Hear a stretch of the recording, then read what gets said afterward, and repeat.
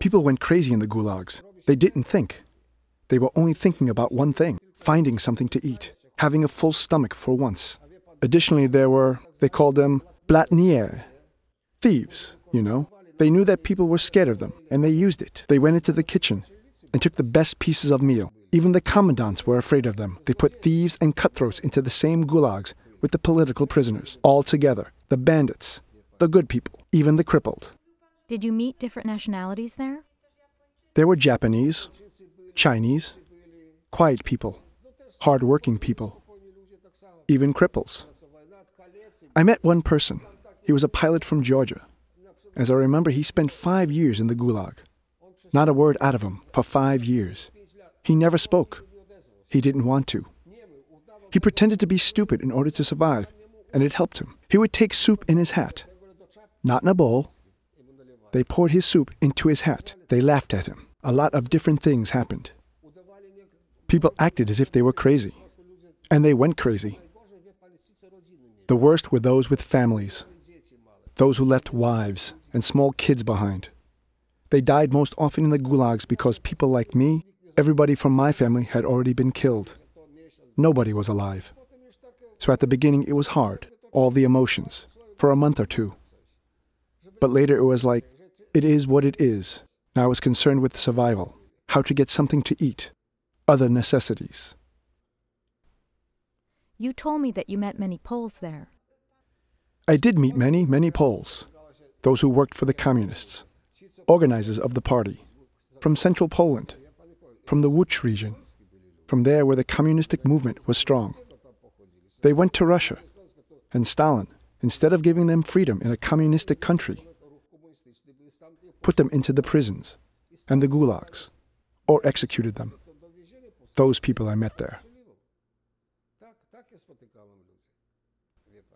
Then, there were the Poles who were deported even earlier, the sons or grandsons of soldiers from the Polish uprising in the 19th century and at the beginning of the 20th. Others were deported in the 1940s. Even more, they deported in the 1950s, when they arrested people in Poland and brought them to the gulags. You told me that they brought Germans to the gulags in the 1950s. They brought Germans in 1952. A lot of them. Many of them. Even cripples. Maybe we will watch my home movie from my hometown in Poland?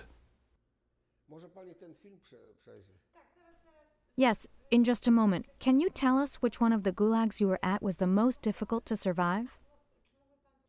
All gulags were hard, difficult. None were easy. Gulags were concentration camps.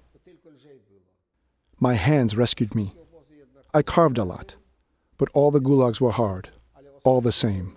The regime's unbelievable. The last one I was in was called Spetsgulag.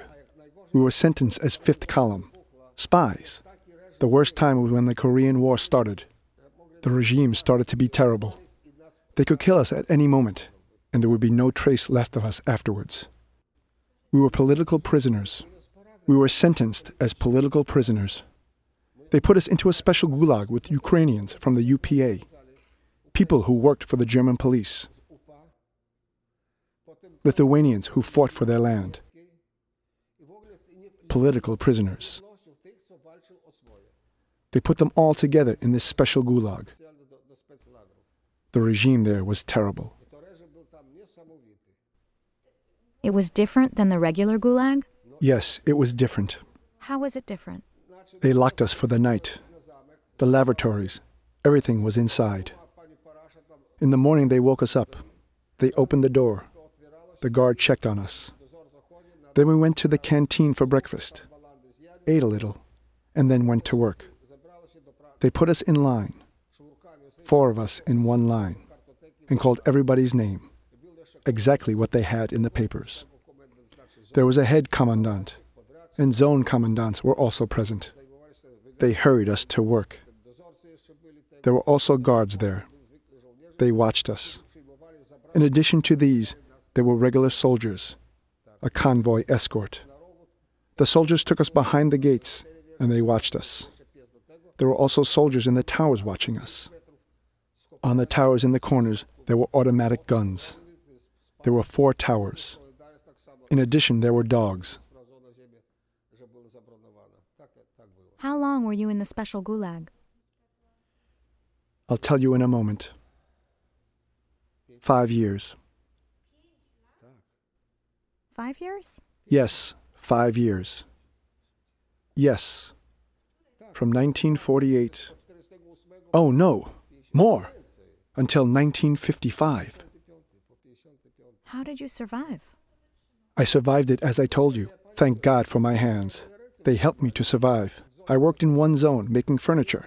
I carved sculptures, tanned animal skins. This was the way it was. If it hadn't been, I would have gone crazy. When they hurried us to go to work, they put poles here and there, and you had to work exactly there. Not even a little bit further than that. You had to work there. No one left their zone. We worked a little. Then they counted us again. They checked every 2 hours of work. They counted us. And sometimes we worked 16 hours a day. They also woke us up at night.